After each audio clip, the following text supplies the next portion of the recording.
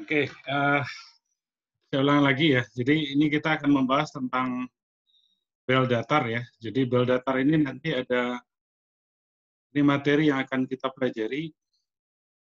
Yang pertama itu pengertian bel datar itu sendiri ya. Jenis-jenis bel datar, rasio kecepatan, slip, trip dari bel, gaya yang diteruskan oleh bel, rasio tarikan untuk bel datar, tarikan sentrifugal, dan tarikan maksimum. Jadi ini nanti materi yang akan kita pelajari pada hari ini.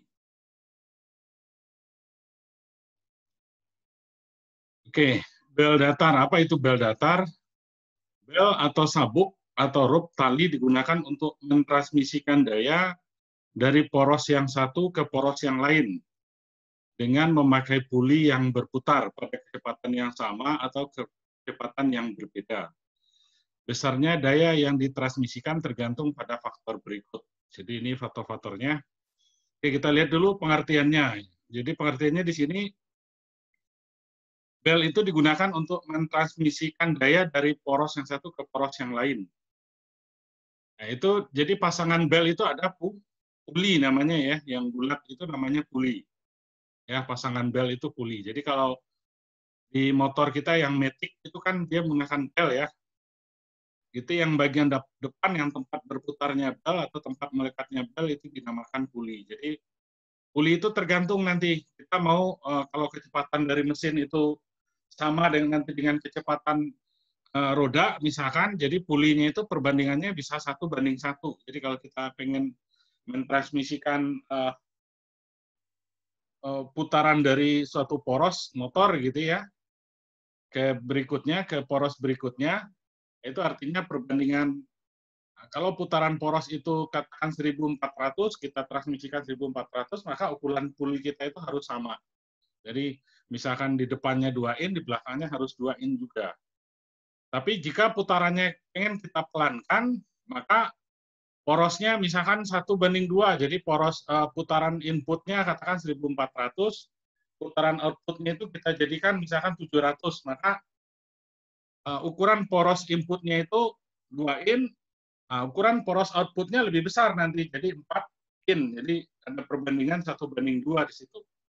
Jadi makanya nanti pada poros yang nanti diteruskan daya itu kecepatannya akan berkurang atau RPM-nya akan berkurang. Itu nanti kita mainkan di perbandingan pulinya yang kita mainkan. Ini faktor-faktor yang besarnya daya yang ditransmisikan. Yang pertama kecepatan bel, terus tarikan bel yang ditempatkan pada puli, luas kontak antara bel dan puli terkecil. Ini maksudnya tadi yang saya bilang puli tergantung puli pada bel penggerak, driven ya, drive dengan drivennya itu berapa? Ya, perbandingan antara drive dengan drivennya, antara puli penggerak dengan puli yang digerakkan. Terus kondisi bel yang digunakan. Jadi ini faktor-faktor nanti akan mempengaruhi ketika kita menggunakan bel datar.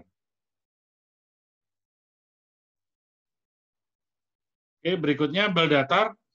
Pemilihan bel yang akan dipasang pada puli tergantung pada faktor berikut. Yang pertama, kecepatan poros penggerak dan poros yang digerakkan. Ya, driver dengan drivernya. Berikutnya rasio kecepatan reduksi. Nah, ini yang reduksi tadi ini maksudnya. Jadi antara driver dengan drivernya itu kalau ukuran pulinya sama, berarti rasionya 1:1. Nah, kalau drivernya kecil, drivernya lebih besar, kita bisa gunakan rasio 1:2, 1:3.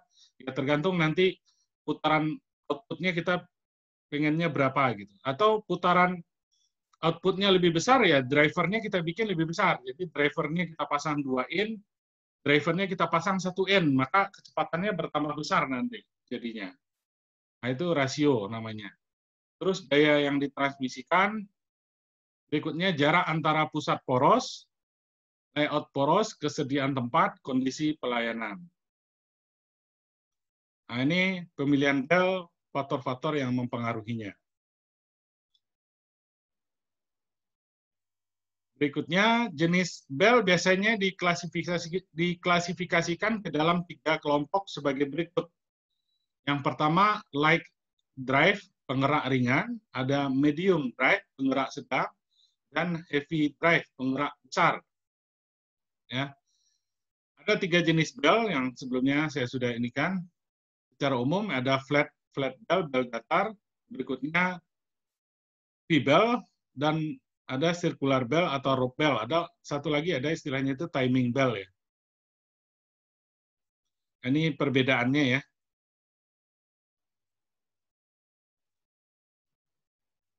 Nah, ini material bell dan kerapatannya ya, density-nya. Jadi material bell ini jenisnya ada beberapa jenis ya. Ada leather ya, kulit, ada kanvas, ada rubber ya, rubber karet gitu, ada balata, single woven bell dan double woven bell. Jadi ini density-nya ya. Koefisien gesek antara bel dan puli tergantung pada material bel. Material puli, slip dari bel, dan kecepatan bel. Menurut C. Gebhardt, koefisien gesek antara leather bel dan puli besi cor adalah mengikuti rumus sebagai berikut. Jadi biasanya puli ini dia menggunakan besi cor ya, atau sekarang itu banyak menggunakan babet ya istilahnya itu. Jadi koefisien geseknya bisa kita tentukan di sini. Mu sama dengan 0,54 dikurang 42,6 dibagi 152,6 ditambah V, di mana V sama dengan kecepatan bel dalam meter per menit. Ini untuk menentukan nanti kalau koefisien belnya tidak diketahui ya. Jadi kita bisa mencari nanti koefisien geseknya. Jadi karena masalah utama dari bel itu sebenarnya kan slipnya ya, koefisien geseknya. Jadi makanya kalau bel itu terkena air dan sebagainya, motor metik itu terkena air, nah dia kemungkinan slipnya besar, jadi dayanya itu nggak bisa ditransmisikan.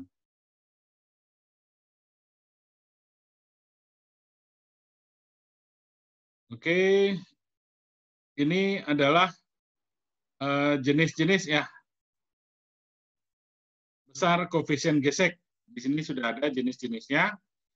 Jadi kan ada penggunaan bel itu ada 3 jenis ya. Ada penggunaannya dalam bentuk kering ya, di luar, ada yang wet dalam keadaan basah, dan ada yang grease. Ya. Jadi ada 3 jenis penggunaan bel dan puli ini. Jadi ini masing-masing besar koefisien geseknya.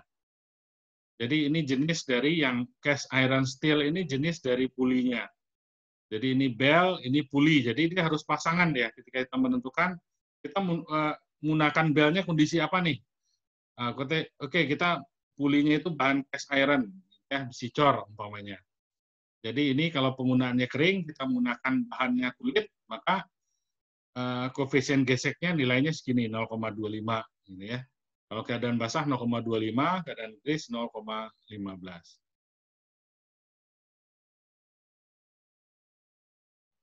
Oke, ini jenis-jenis bel datar ya.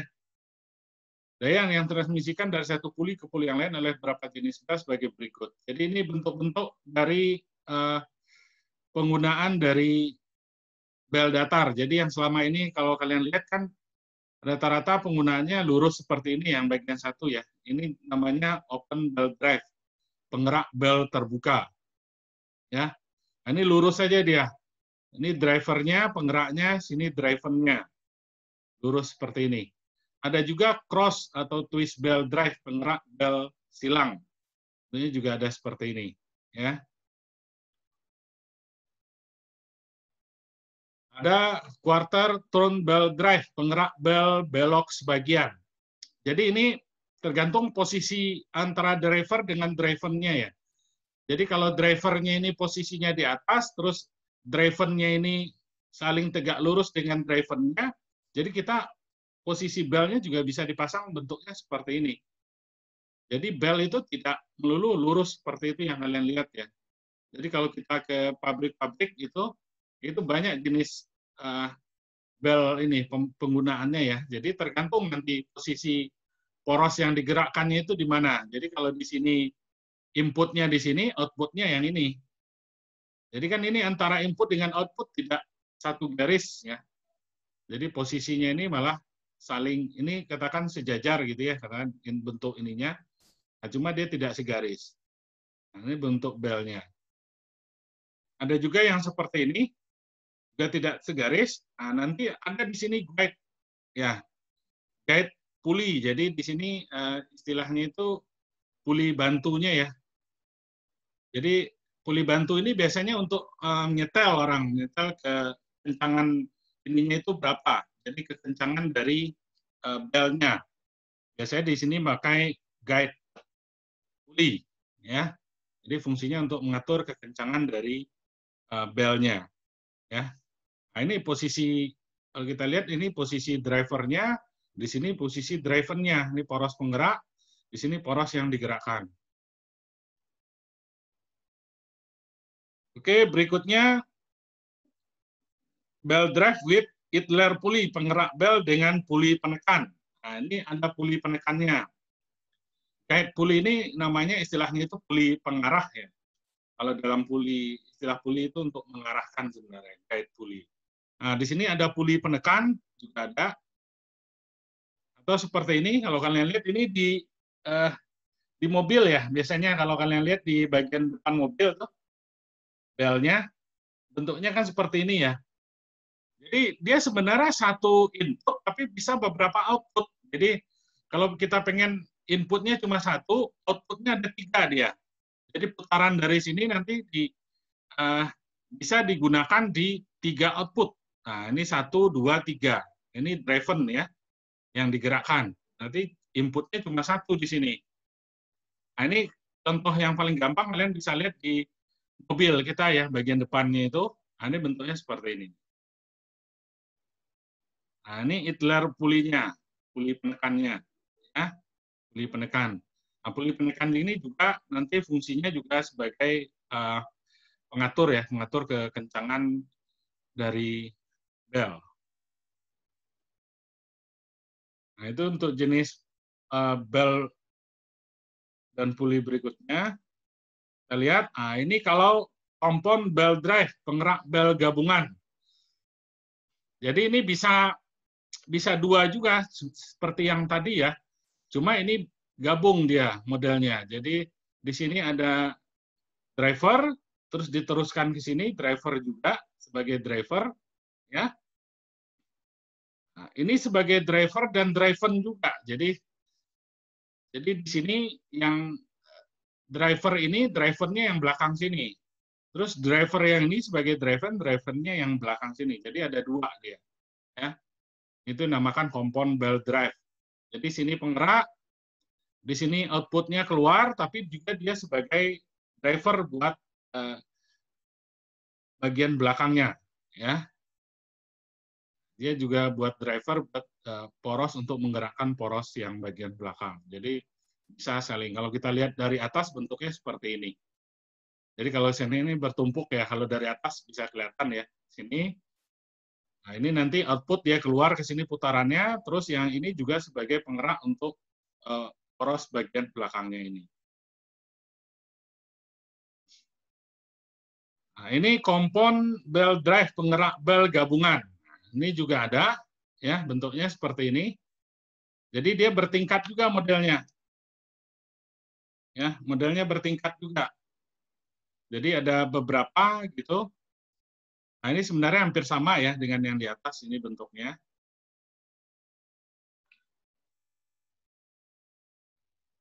Nah, ini berikutnya fast and loose pulley drive, penggerak puli longgar dan cepat.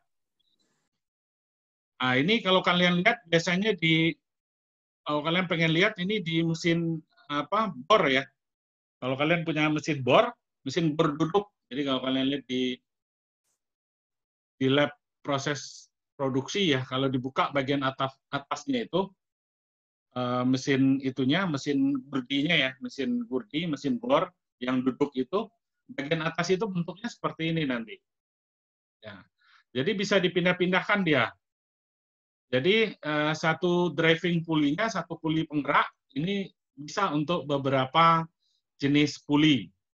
Jadi kalau kita pengen kecepatannya lebih cepat, umpamanya, jadi kita pakai yang atas.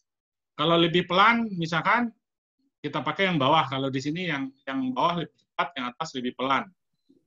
Nah, ininya. kecepatannya gitu ya. Jadi bisa dibikin. Kadang-kadang di di mesin Gurdi itu ada 3 tingkat ya, nggak salah itu lubangnya. Jadi bisa dipindah-pindahkan dia dari satu inputnya hanya satu ini, tapi lubang ini pulinya di sini itu ada 3 tingkat, tingkat-tingkat gitu. Jadi kita speednya itu bisa dipindahkan. Jadi kalau kita ngebor, kalau kita pengen kecepatannya cepat ya kita pindahkan. Tapi ini pemindahnya secara manual ya, bukan otomatis. Ada juga kalau yang mesin-mesin yang baru sekarang ya otomatis pemindahan antara pulinya ini akan bergeser secara otomatis. Jadi sama kayak sepeda aja. Sepeda itu kalau kita speed 1 kan dia sebenarnya driving pulinya kan cuma 1, yang di pedal kita itu kan cuma 1 ya. Dan di belakangnya itu kan banyak tingkatnya. Nah, kita pengen speed 1, jadi perbandingannya itu antara yang besar dengan yang kecil. Nah, lama-lama yang belakangnya itu ada yang besar juga gitu. Itu sebenarnya sama prinsipnya. Nah, itu kalau secara otomatiknya ya.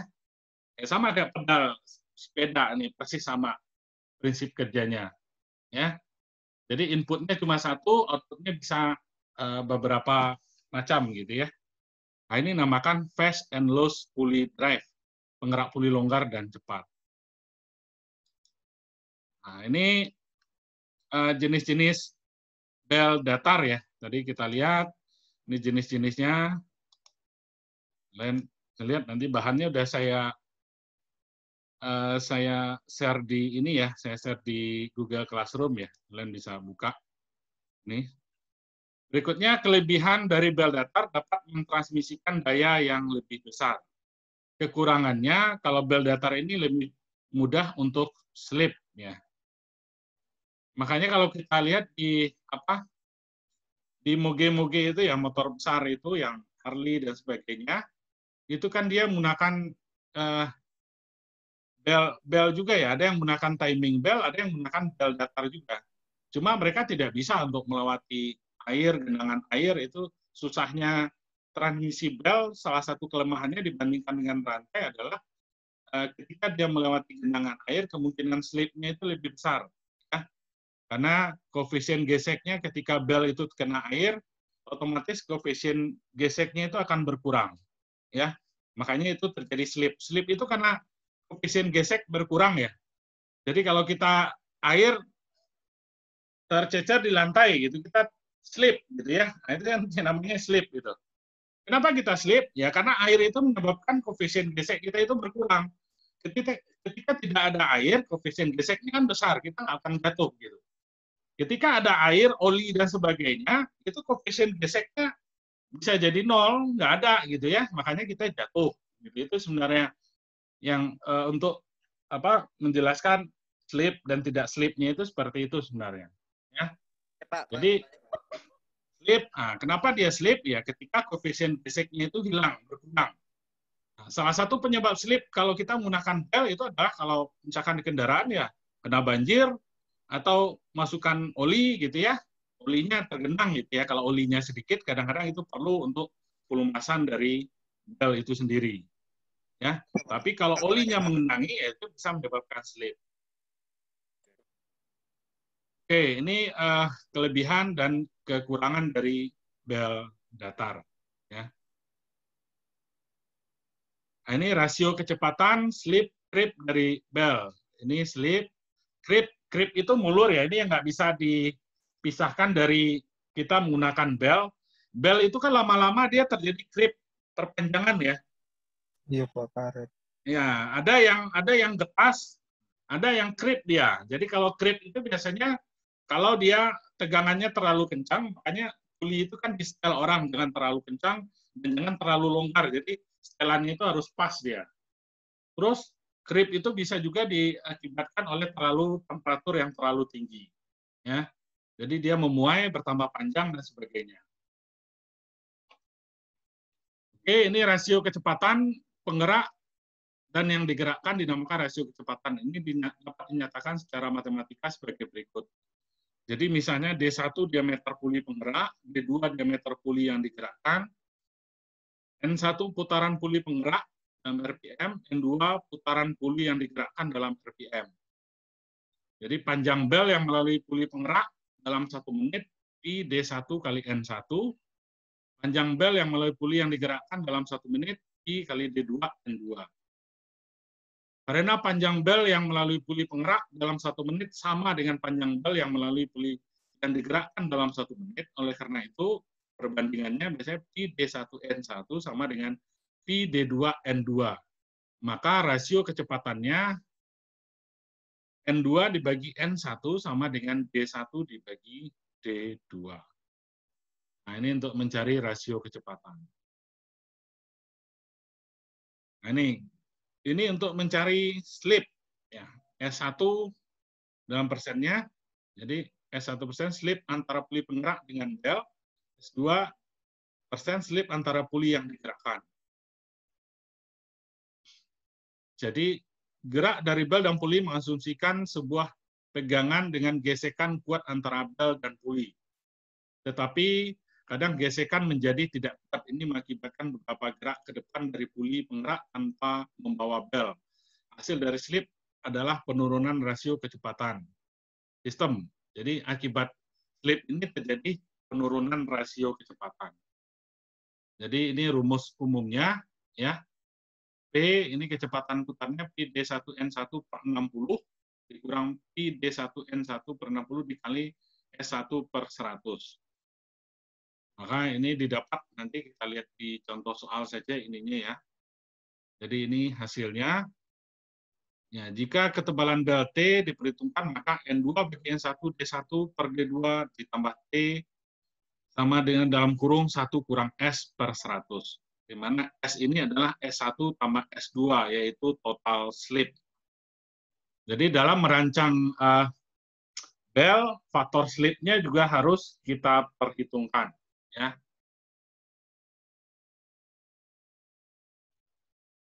Ini creep. Ketika bel melewati sisi slack yang kendor dan sisi tight yang kencang, jadi ada bel itu ada dua ya, ada sisi slack-nya yang kendornya, bagian kendornya, ada sisi tight-nya, sisi kencangnya. Sebuah bagian tertentu dari bel memanjang dan mengerut lagi ketika bel melewati sisi tight ke sisi slack. Pengaruh total creep adalah menurunkan putaran puli yang digerakkan. Jadi ini pengaruh dari creep, ya. Nah, itu akan menurunkan putaran dari puli. Jadi dengan mempertimbangkan adanya creep, rasio kecepatan menjadi D2 bagi N1 sama dengan D1 dibagi D2 dikali E ditambah akar. Nah, ini tegangan dalam bel pada sisi slack dan sisi tight. Nah, sigma 2 dibagi E ditambah sigma 1. Ini rumusnya. Ini daya yang ditransmisikan oleh bel. Nah, ini gambar menunjukkan puli penggerak A dan puli yang digerakkan B. Puli penggerak menarik bel dari satu sisi, dan penggerak menarik bel dari sisi mengirim ke sisi yang lain. Nyata sekali tarikan pada sisi tight lebih besar daripada tarikan pada sisi slack. Ya, ini slack ya. Jadi bel itu bagian bawah atasnya itu kan dia longgar, yang bagian bawahnya itu kenceng, gitu ya. Ini istilahnya slack dan tight. Sisi slack dan sisi tight. Jadi sisi slack, sisi kendornya, sisi tight itu sisi kencangnya. Nah, ini rasio tarikan untuk bel. Ini tarikan sebuah puli yang digerakkan berputar dalam arah CW, searah jarum jam, misalkan T1 ditambah T2 tarikan pada sisi tight kencang dan sisi slack kendor dari bel dan puli. Ini tarikan sentrifugal dan tarikan maksimum. Jadi bahan kuliah kita sampai di sini ya. Nanti untuk ini nanti saya jelaskan lagi di contoh soal ya. Mungkin minggu berikutnya kita saya adakan contoh soal. Berarti minggu berikut udah pertemuan terakhir ya, pertemuan ke-7. Habis itu kita UAS ya. UTS. UTS ya, okay, sorry. UTS, Pak. Ya. UTS, Pak. UTS nanti ya samalah dengan tugas saya akan kasih di Google Classroom, waktunya saya set, misalkan hari itu juga, misalkan 2 jam, ya lewat dari 2 jam ya, kalian kan masih bisa input, tapi ke-detect di Google Classroom saya ke-detect ya, yang ngasih sesuai dengan waktu dan yang enggak, ya, ada. Baik, Pak. Nanti Iya, Pak. Iya. bahannya udah saya kasih semua ya mengenai bahan kuliah kita dari awal. Nanti ya minggu berikutnya lah nanti apa yang minggu depan lah pertemuan kita terakhir nanti apa yang mau saya kasih kisi-kisinya buat UTS nanti. Oke, Baik, Pak. ada pertanyaan mengenai bel datar? Boleh sambil ngopi dulu. Mau nanya yang apa tugas 2 tadi terakhir dikumpulin jam 12 ya, Pak? Terakhir dikumpulkan jam 12. Yang belum mengumpulkan tugas, ingat ya, Ya. di saya ada datanya semua, jadi saya kasih lihat ke kalian ya, datanya yang sudah mengumpulkan, yang belum mengumpulkan. Bentar saya buka ini saya.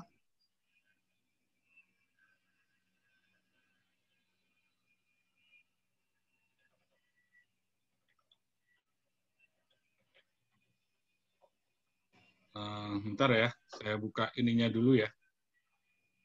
Saya pengen ngecek.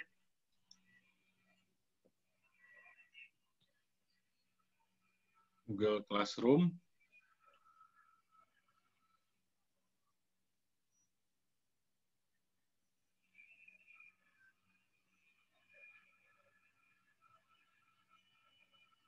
Ini tugas 2, oke.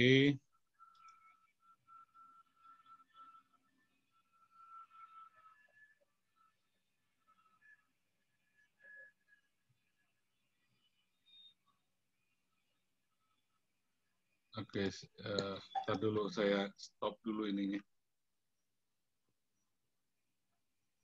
Stop dulu recordingnya.